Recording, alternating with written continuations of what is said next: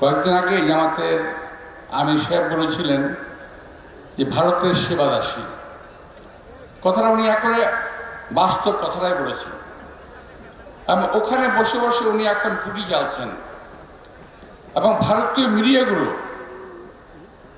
পত্রপত্রিকা কিংবা electronic media, তারাও সমানে বাংলাদেশের বিরুদ্ধাচারণ করছে। গত 16-17 বছরে বাংলাদেশে যে রাজনৈতিক নিপীড়ন হয়েছে, বিশেষ করে যেভাবে গণহত্যা করেছে 2010 সালে আমাদের শাপলা চত্বর হিফাজুল ইসলামের যে একটা সমাবেশ ছিল, ওখানে আমি তখন জেলে ছিলাম, আমি পরে ভিডিও দেখেছি। নৃশংসভাবে হত্যা করেছে, এইরকম হত্যার কোনো নজির পৃথিবীতে নাই।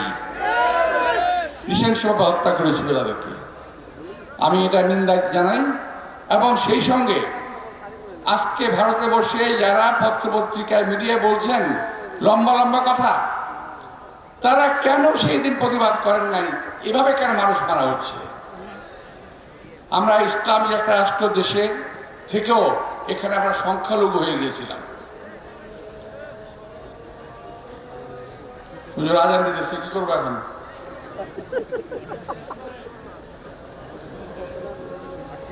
আচ্ছা, আমি শেষ করে দিই, আপনাদের একজন জবাব দেন না, তাহলে তো হবে যায় না। আচ্ছা, তো যাই হোক, এই দেশটাকে ভারত তার অঙ্গরাষ্ট্রে পরিণত করেছিল এবং ভারতবাসীও একইভাবে এটাই ভাবত। হাসিনা চলে গেছে, একটা সরকারের পতন হয়ে চলে গেছে, তোমাদের এত মাথা ব্যথা কেন? তোমাদের কেন এত মাথা ব্যথা? আমি তো বুঝতে পারি না।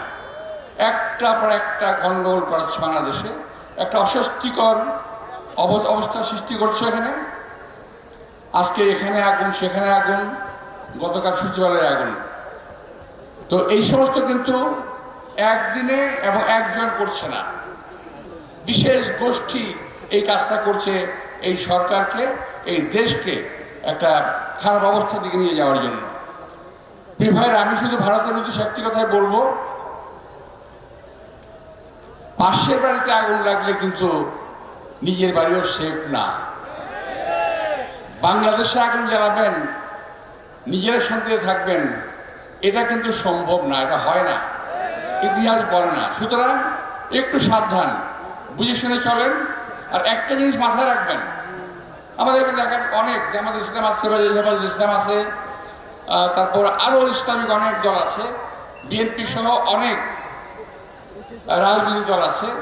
আমাদের মতের অনেক পার্থক্য আছে, অনেক দ্বন্দ্ব আছে মতের, কিন্তু একটা জায়গায় কিন্তু আমরা বাংলাদেশের সকল মুসলমানরা, বাংলাদেশের সকল নাগরিকবৃন্দ এক জায়গায় কিন্তু আমরা এক, দেশের স্বাধীনতা এবং সার্বভৌমত্বের লক্ষ্যে আমাদের কোনো আপোষ আমরা করব না। এই লক্ষ্যে কিন্তু আমাদের সকল দলগুলো কিন্তু এক। এরপরে তো ধরেন খেলাফত মজলিস তার ধ্যান ধারণা প্রচার করবে, সেটা চেষ্টা করবে তামিল করার, জামাত সেটা করবে, বিএনপি আমার যেটা আমরা করব। কিন্তু যদি কেউ, আমার এক ভাই মামুন সাহেব কথা বলেছেন বোধহয় যে বিএনপি তার দায়িত্ব চালাতে পারবে না, কথা তো ঠিক। বিএনপি একটি বড় দল, আমরা তো এই দেশের নেত্রী বেগম খালেদা জিয়ার নেতৃত্বে, তারেক রহমানের নেতৃত্বে কিন্তু আমরা নিজেরা ঐক্যবদ্ধ আছি এবং সবাইকে নিয়ে কাজ করার জন্য আমরা কিন্তু ওয়াদাবদ্ধ। আমাদের যে ৩১ দফা দাবি, যে দাবিখানা আমরা প্রণয়ন করেছি, তার মধ্যে কিন্তু স্পষ্ট আছে যে ইলেকশন নির্বাচনের পরে ইনশাআল্লাহ আমরা সবাইকে নিয়ে একটা জাতীয় সরকার গঠন করব। সুতরাং জাতীয় বিভেদ যদি দূর করতে না পারি আমরা, তাহলে কিন্তু অবশ্যই পরাশক্তি, ভারতীয় শক্তি আগ্রাসনে কিন্তু আমরা পড়ে যেতে পারি। কিন্তু আমরা প্রমাণ পেয়েছি 5 তারিখে, প্রমাণ পেয়েছি 71 সালে যে জাতীয় চেতনার ঊর্ধ্বে কিছু নাই, জাতীয় ঐক্যের ঊর্ধ্বে কিছু নাই। মুক্তিযুদ্ধের সময় যাতে এক হয়ে গেছিল, আর 5 তারিখে দেখলাম যাতে আরেকবার ঐক্যবদ্ধ হয়েছে, এটাতে আমি খুব আশান্বিত হয়েছি। আমি খুব আশান্বিত যে এই